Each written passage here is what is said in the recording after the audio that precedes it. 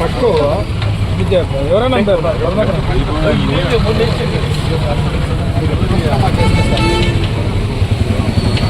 జోహార్ సర్దార్ సర్వాయి పాపన్నకి, సర్దార్ సర్వాయి పాపన్న ఆశయాలను, సర్దార్ సర్వాయి పాపన్న ఆశయాలు.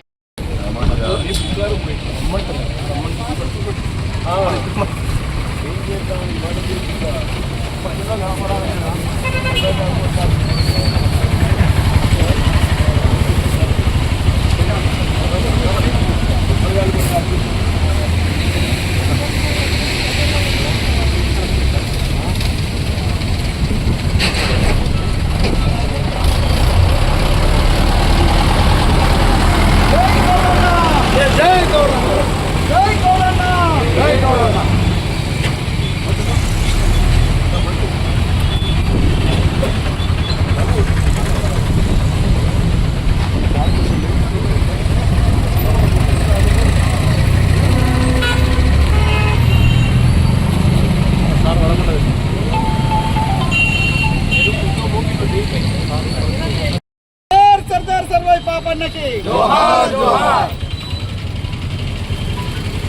సర్దార్ సర్వాయి పాపన్న ఆశయాలను, సర్దార్ సర్వాయి పాపన్న ఆశయాలను. సర్వాయి పాపన్న చౌరస్తాలో ఈరోజు మనము సర్వాయి పాపన్న విద్యా ఆవిష్కరణ చేసుకొని 5 రోజులు అవుతుంది. ఈరోజు అఫీషియల్గా జయంతి ప్రోగ్రాం మనము ఘనంగా నిర్వహించుకోవడం జరుగుతూ ఉన్నది. ఈ చౌరస్తా నుంచి మనము చాలా సంతోషంగా మా గౌడ్స్ అందరూ గీతక్క పారిశ్రామిక సంఘమే కావచ్చు, బిజినెస్ వాళ్ళే కావచ్చు, ఎవరైనా గౌడ కమ్యూనిటీ వాళ్ళందరూ కూడా తో పాటు బహుజనులు అనేటి వాళ్ళందరం కూడా ఇలా నిజంగా కూడా సంతోషిస్తున్నారు. ఇది మన సర్వాయి పాపన్న ఒక్క గౌడ కులస్తునికే సంబంధించిన వాడు కాదు. నిజంగా కూడా ఆయన ఒక బహుజనులు అందరినీ కూడా ఏకం చేసుకొని ఆ రోజు గోల్కొండ కిలాను కొట్టిన రాజుగా మేము అందరం కూడా కీర్తిస్తున్నాము. మరి అటువంటి బహుజనుని కోసం ఈరోజు ఇంతమంది రావడం, ఈరోజు వచ్చి అందరూ కూడా మేము కూడా పాల్గొంటాము ఈ దీంట్లో జయంతి ఉత్సవంలో అని చెప్పి చాలామంది వచ్చి అందరూ సర్వాయి పాపన్నకు దండ వేయడం అందరూ కూడా మేము నిజంగా కూడా మాకు అందరికీ కూడా సంతోషం ఇస్తుంది.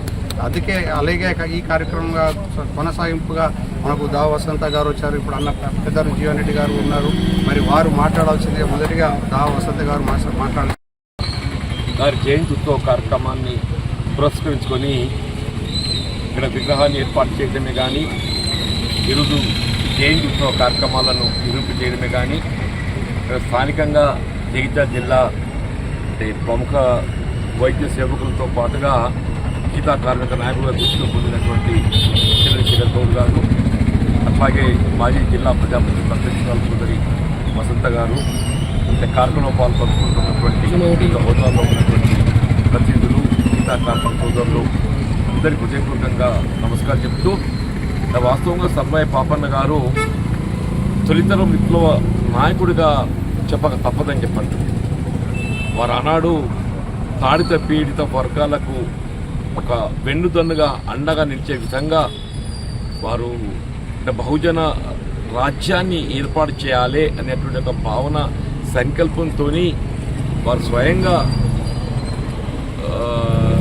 అంటే ఒక సైన్యాన్ని ఏర్పాటు చేసుకొని అప్పటి మొఘల్ సామ్రాజ్యానికి వ్యతిరేకంగా మన గోల్కొండ కోటపై ఏదైతుందో మరి జెండా ఎగరవేయడం అంటే మామూలు విషయం కాదు. అటువంటి గోల్కొండ కోటపై జెండా ఎగరవేయడంతో పాటుగా మొఘల్ సామ్రాజ్యాన్ని కూడా గడగడ వణికించడం జరిగింది. అంటే చివరికి ఆయన అసూలు బాసింది ఏదైతుందో మొఘల్ సామ్రాజ్యంతో యుద్ధం లోపల అసూలు పాడడం జరిగిందని చెప్పండి. లేకుంటే అసలు మామూలు ఏదైతే సాధ్యమైపోయింది కాదు. వాళ్ళ సర్వాయి పాపన్న గారు కేవలం ఒక గీతా కార్మిక వర్గానికనే కాకుండా యావత్ తెలంగాణ సమాజానికి ఆదర్శనీయుడని చెప్పంటున్నా. ఇలా తెలంగాణ రాష్ట్ర ఏర్పాటు ఇలా ఆనాడు ఏదైతే హైదరాబాద్ స్టేట్ ఉండే మనకి, అలా హైదరాబాద్ స్టేట్లో తిరుగుబాటు జెండా ఎగరవేసింది సర్వాయి పాప. హైదరాబాద్ రాష్ట్రంలో తిరుగుబాటు జెండా ఎగరవేసింది.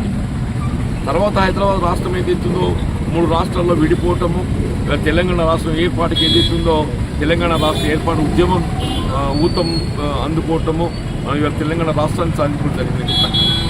అటువంటి సర్వాయి పాపన్న గారి మాత్రం తలుచుకునే విధంగా ముఖ్యంగా బహుజనుల సంక్షేమానికి సంబంధించి రాష్ట్రంలో ప్రభుత్వం చేపడుతున్న సంక్షేమ కార్యక్రమాలన్నీ కూడా ప్రజానీకానికి అర్హతకు అనుగుణంగా అందింపజేయడం మన అందరి బాధ్యత భావిస్తామని చెప్పండి. ఇది మన రాజ్యాంగం కల్పించిన హక్కు అని చెప్పండి.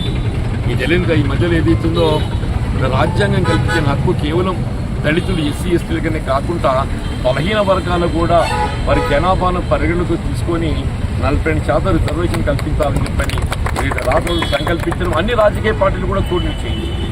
ఇందులో అన్ని రాజకీయ పార్టీలు తోడినిచ్చినాయి.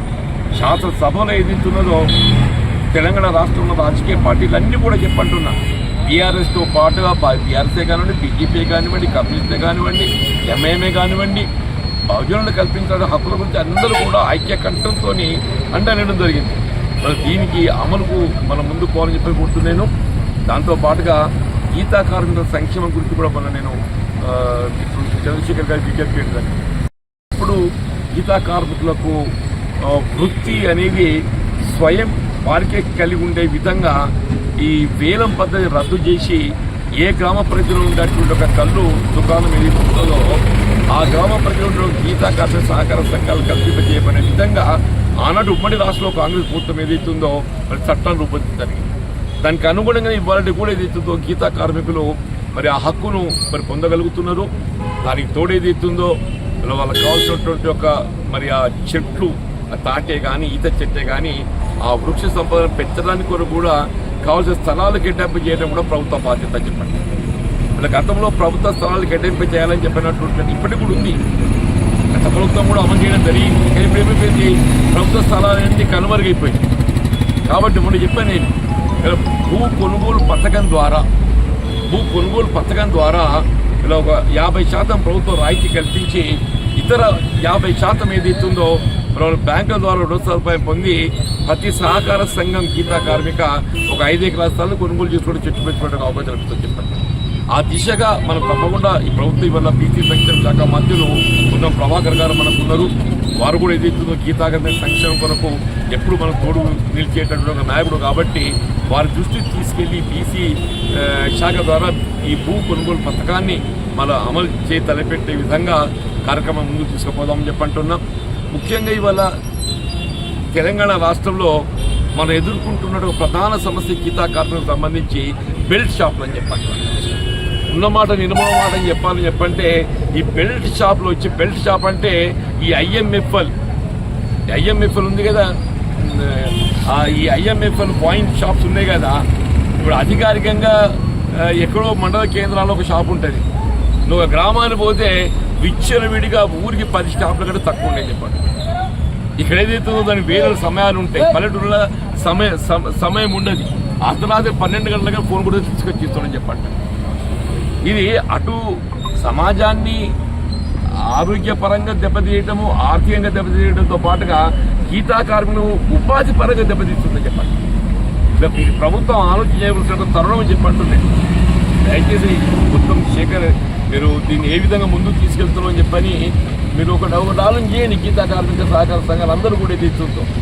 ఈ అవసరం వస్తే ఈ జనాభా ప్రాతిపదికన వైన్ షాపులు లైసెన్స్ ఇవ్వండి. ప్రభుత్వానికి ఆదాయ మార్గం కావాలని చెప్పి అనుకున్నట్టయితే జనాభా ప్రాతిపదికన ప్రతి 10,000 జనాభా ఒక వైన్ షాప్ చేయండి. కానీ అన్లైసెన్స్డ్ అన్ఆథరైజ్డ్ షాపులు అరికట్టగలిగినట్టయితే మనకి ఏదైతుందో ఈ పోతుంది. ఆ దిశగా మీరు అడగలేదు. నేను తప్పకుండా మీకు అండగా నిలబడతానని చెప్పంటూ నేను ఇలా పెన్షన్ సంబంధించి కూడా ఆనాడు రాజశేఖర్ గారు మంత్రివర్గంలో మంత్రిగా ఉన్నప్పుడు ఏదైతుందో ఏ విధంగా నేతా కార్మికులకు వారికి ఆరోగ్యపరంగా ఆ నూలు అది శ్వాసకోశ వ్యాధులు ఏర్పడే అవకాశం ఉంటుంది. కాబట్టి మరి స్పెషల్గా 50 సంవత్సరాల పెన్షన్ ఇస్తారు. అంటే గీతా కార్మికులు కూడా ఏదైతుందో పాపం చెట్టుకుతే ఈ పెద్ద కాయలు కాస్తుంది. ఒక గీతా కార్మికుని గుర్తుపట్టడం చాలా సులువు అని చెప్పంటున్నా. ఒకసారి షోటు 12 బైకులు వేస్తే ఈ కాయలు కాస్తాయి. అది ఎవరి చెట్టే కార్మికులు ఎవరో చెప్పప్పుడు చెప్పంటున్నా. దాని దృష్టిలో పెట్టుకుని రాజశేఖర్ గారికి ఏదైతుందో ఈ పెన్షన్స్ ఒక దృష్టికి వెళ్ళడం మరి అప్పుడు 2009లో ఈ ఉత్తర్వులు ఇచ్చిందని చెప్పండి. సరే అప్పుడు అమలు తీసుకురావడం జరిగింది. తదుపరి కాలంలో అది విస్తరింపబడ్డది. గీతా కార్మిక సంక్షేమ ప్రభుత్వం కార్యక్రమాలు చేపడుతుంది. ఏదైనా కానీ మరి ఈ కార్యక్రమం చెప్పడం మరొకసారి శేఖర్ గారిని అట్లాగే వారికి కూడినటువంటి గీతా కార్మిక సోదరులను సమాజం అందరూ కూడా అభినందిస్తున్నాను. మరి ఇంట్లో పాల్గొనే అవకాశం కల్పించడం ధన్యవాదాలు చెప్తున్నాను. ఎక్కడ